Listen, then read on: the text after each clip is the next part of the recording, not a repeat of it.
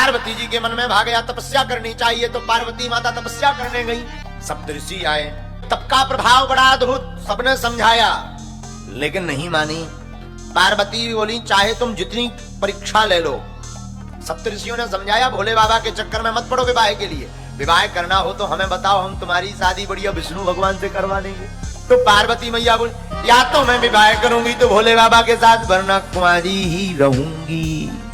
सप्तऋषि समझ गए कि बिना भोले बाबा से कनेक्शन जुड़े इन्हें मानने वाली नहीं है। भोले बाबा को बताया बाबा तुम्हारे नाम की लंबी तपस्या चल रही। भोले बाबा बोले क्या करें? सप्तऋषि बोले विवाह कर लो।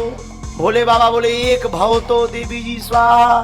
एक विवाह किया तो था, देवी जी का शरीर शांत हो गया, अब नहीं करना है, अब लफड़ा में नहीं फंसना। और बात भी सही है।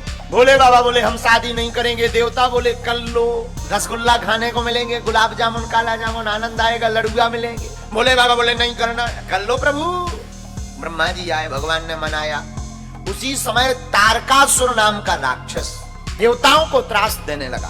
भारी राक्षस तारकासुर हुआ, देवताओं को परेशान करने लगा।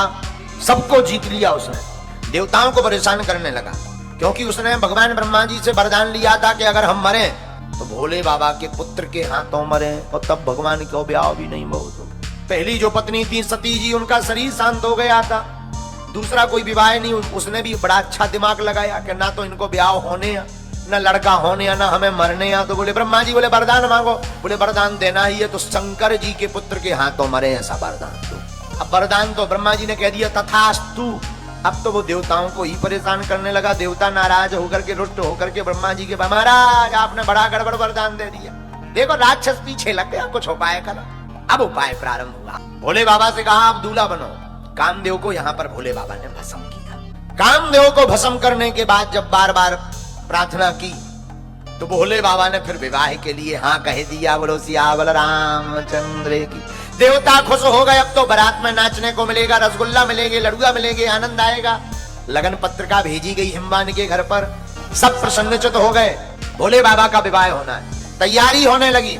सब देवता अपने अपने वाहनों को सजाने लगे। क्यों? क्योंकि शाम को बारात में जाना है। भोले बाबा की बारात में जाने के लिए कौन पहला श्रृंगार कर रहे हैं? जमराज। यमराज का वाहन क्या है? भैंसा। अब जमराज अपने भैंसा का पकड़े, अब पानी डाले और लगाए साबुन, रगड़े भैंसा का। भैंसा बोलो हुजूर आज का बोलो। जमराज बोलो कीप क्वाइट साइलेंस। भैंसा बोला क्यों? बोले आज अगर हमने करिया से गोर ना निकाल दिया, क्योंकि भैंसा है ब्लैक और जमराज को वाहन चाहिए व्हाइट, अब लगो रगड़ भी। जमराज ने से भैंसा ने पूछा आज क्या बात है, इतना श्रृंगार क्यों? जमराज ने कहा तुम्हें पता नहीं, आज भोले बाबा की शादी है। इधर यमराज स्नान करवा रहा, ऊपर इंद्र। इंद्र का वाहन क्या है? ऐरावत हाथी। ऐरावत हाथी का रंग कैसा होता है? सफेद। ऐरावत हाथी का कलर होता है श्वेत, व्हाइट। उसको श्रृंगार कर रहा। विष्णु भगवान अपने वाहन का श्रृंगार कर रहे हैं। आहा, सब देवता अपने अपने वाहन का श्रृंगार कर रहे, पर जिनकी शादी होनी है उनके ऊपर किसी का ध्यान नहीं है। भोले बाबा ज्यों के त्यों कैलाश पर्वत पर बैठे। शाम का समय होने वाला, बारात कुछ देर में जाने वाली। सब नंदी भृंगी श्रृंगी आपस में बोले ये बताओ दूल्हे राजा तैयार नहीं है। जिसकी शादी होनी वो तो तैयार नहीं है, तैयार करो, श्रृंगार करो। अब सब तैयार होने लगे तो भोले बाबा से भी कहा बाबा आपका मेकअप होगा। क्यों? शादी है। किसकी? आपकी।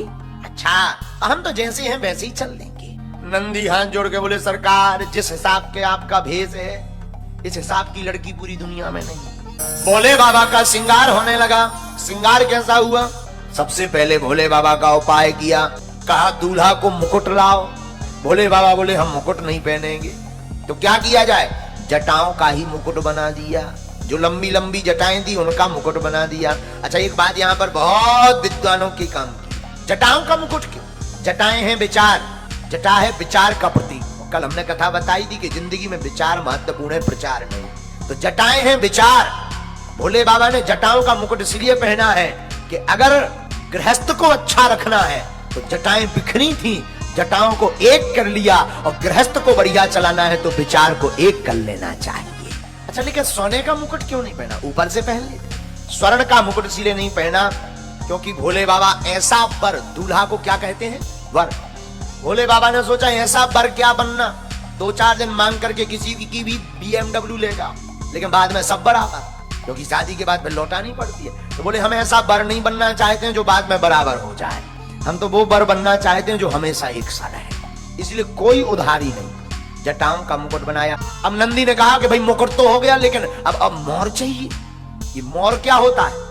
बोले मोर लंबा लंबा लटका रहता है आंखों के सामने। अब कैलाश पर्वत में मुकुट की कौन सी शौक, अब क्या किया जाए? एक उपाय है। नंदी भागते भागते गए, चिंता मत करो अभी मुकुट लाते हैं। भागते भागते नंदी गए, पतरे पतरे पीरे पीरे कारे कारे सांप पकड़ ले आए, छोटे छोटे सांप लेकर के आए, सब नागों का मुख बांध दिया और मुख बांध कर जटाओं में रख दिया और पूंछ सामने लटका दी, लो बन गया मोर। अब ये तो हो गया, अब क्या किया जाए?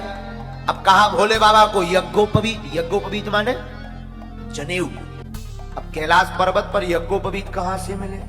लंबो 3 मीटर को करिया नाग देखो, सांप, उसका मुंह बांधा और यज्ञोपवीत बना के डाल दिया, हर हर भोले, लो यज्ञोपवीत हो गया। अब कहा भाई यज्ञोपवीत तो हो गया, लेकिन दूल्हा का फेसियल नहीं हुआ।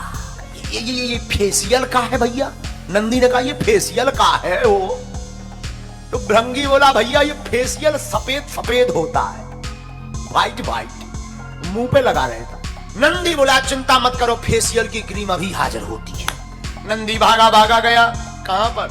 एक मरघट में, शमशान में, वहां से राख भस्मी 5 किलो उठा कर ले आया। अब जरा देखना, एक तो भोले बाबा का रूप भी है श्वेत, भोले बाबा का रूप पहले से ही सफेद, ऊपर से लगा दी भस्म। अच्छा भस्म लगा करके मिलाई गई हो तो बात अलग है, नंदी ने लाई जो पूरे शरीर में थोप दी ऐसे। अब कहा बाबा खड़े हो, भोले बाबा खड़े भय। बाबा बोले एक बात बताओ, हम लग कैसी है? नंदी बोले अभी ऊपर से तो वेरी वेरी स्मार्ट, पर नीचे कुछ पहना नहीं है तो गड़बड़ है। तो क्या किया जाए? कुछ पहनो, शेरवानी लाए? ना ना ना, क्या लाए? धोती लाए? नहीं। शादी करवानी के? नहीं। नंदी बोले ये और खतरा है, न शेरवानी बनने को तैयार। अब क्या किया जाए? तो जिस मृगछाला पर बैठे थे वही मृगछाला उठाई, कमर में बांधी, ये ठीक है। अब मृगछाला में कौन से बटन है कि वो बंध जाए? अब नंदी बोले मृगछाला में बटन नहीं है, मृगछाला रुकनी नहीं है, जैसे ही लगा तो नीचे बटन नहीं, सो तुरंत गिर जाए। नंदी बोले एक की ड्यूटी लगाओ गढ़ की, वो पकड़े रहेगा। किसी ने कहा अगर पकड़े रहेगा और बीच भांबर में कहीं अगर उसका हाथ दर्द करने लगा और छूट गई, उपाय क्या? एक उपाय है, क्या? नंदी भागे भागे गए और जाकर के कैलाश पर्वत से लंबो सांप पकड़ कर लाए, कमर में मृगछाला लगाई, ऊपर से नाग को बांध दिया। अब ठीक है। और सांप से बोले सुनो, दुनिया उलट पलट जाए पर तुम मत खिसकना। सांप बोलो क्यों? बोले वाह पूरी इज्जत तुम्हीं पे दाव लगी का है। नाग बोला नो नो नो नो, नहीं खिसकेंगे। अगर अंग्रेजी बोला होगा तो यही बोला होगा। अब बारात तैयार। भोले बाबा बोले अब बताओ मैं कैसा लग रहा? तो अंग्रेजी में कहा होगा you are looking so nice my dear Bhole Baba. अब बारात तैयार हो गई। भोले बाबा बोले त्रिशूल लाओ, डमरू त्रिशूल आई, तैयार हो गए, श्रृंगार हो गए। अब बारात चलने को जैसे ही शुरू हुई, बाबा बोले थोड़ा डमरू बजा दी जाए। बाबा को खुश देख करके नंदी भृंगी श्रृंगी सब लगे नाचने, सब नाच रहे थे। जो नाग सांप कमर में बंधा था उसने सोचा हम बन रह गए, सब तो नाच रहे हम रह गए। उसने सोचा अभी तो यहीं का मामला है, कौन अब बारात गई है, थोड़ी देर हम डांस कर ले। तो सब नाच रहे थे, सब अपनी मस्ती में, भोले बाबा भी अपनी मस्ती में, वो नाग भी खिसक गौ। जब नाग खिसको सो मृगछाला और सांप गौ कोने में थेम्स के किनारे। नाग तो लगो नचबे, नंदी की नजर गई कि कमर की मृगछाला नीचे और सांप गायब। नंदी ने सब जगह देखा कि कहां गए भाई साहब। एक कोने में नाग नचत नजर आ। नंदी बोले ये क्या कर रहे? नाग बोलो सरकार तनक सो डांस कर रहे। नंदी बोले तुम्हारे डांस के चक्कर में होते खुल गए सब श्रेष्ठ, तुम यहाँ नृत्य कर रहे होते सब लफड़ा होगा, चलो वापस। नाग बोलो अब गलती भाई सो भाई अब ना। बारात चली सो देवता यहाँ आगे। कहा क्यों? बोले जिस हिसाब का इनका भेष है इस चक्कर में कौन लड़की देगा। एक काम करो आगे जाकर के हम लोग रसगुल्ला खा लेंगे, बाद में जो होगा देखा जाएगा। बारात पहले ही पहुंच गई। भोले बाबा ने देखो, बोले दूल्हा भर हम भर बचे, बारात कहाँ है? नंदी बोले सरकार बारात कौन रोका पाऊं मैं, आपके सामने कोई टिक पाता है? अपनी बारात बुलाओ। अब भोले बाबा ने अपनी बारात बुलाई। अच्छा भोले बाबा की अपनी बारात क्या है? प्रेत, पिशाच, चुड़ैल, बेरवासन, जिन्न, पीताल, पूरे विश्व भर के भूत जुड़ गए। भारत के भूत परदनियां पहनकर, जैसे परदनी कहते हैं, धोती पहनकर। अमेरिका के भूत टाई लगा कर गए। चाइना के भूत भी हल्की हल्की आंखों वाले। अब आप विचार करो, जब विश्व भर के भूत गए तो चाइना के क्यों? वेस्ट इंडीज के काले काले भूत गए। भूत भी ऐसे, किसी के मुख है ही नहीं, मुख ही नहीं है, प्लेन एकदम रोड सोडल। एक भूत के मुख है ही नहीं, लेकिन दूसरों वालों गजब को 4 मुख, पूरब में, पश्चिम में, उत्तर में, दक्षिण में। टेंशन है पत्तलवारे यहाँ के कौन सी दिशा में थाली परसी है। तीसरा भूत गजब का, पैर है ही नहीं, हाथ भी नहीं है, ड्राम जैसो लुढ़कर चलो आ रहा। एक के तो पैर ही पैर, पेट से भी पैर निकले। नगर में हल्ला हुआ। पार्वती की माता ने जब दूल्हा का रूप देखा तो चिंतित हो गई। मन में सोचने लगी, हे भगवान, न जाने हमारी बिटिया ने ऐसा कौन सा पाप किया जिसका परिणाम ये है।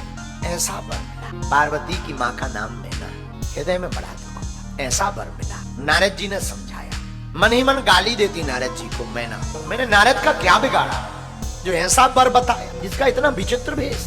तब समझाया नारद जी ने, पहले की कथा सुनाई। ये जो पार्वती है ना, यही सती थी। ये तो जन्म जन्म से शिव की है। इनका तो जन्म जन्म का नाता भूत भावन भोलेनाथ से, अभी की नहीं, जन्म जन्म की। आप मन में खिन्नता न हो, आप तो विवाह करो। पानी ग्रहण संस्कार हुआ, 7 भावर पड़ी।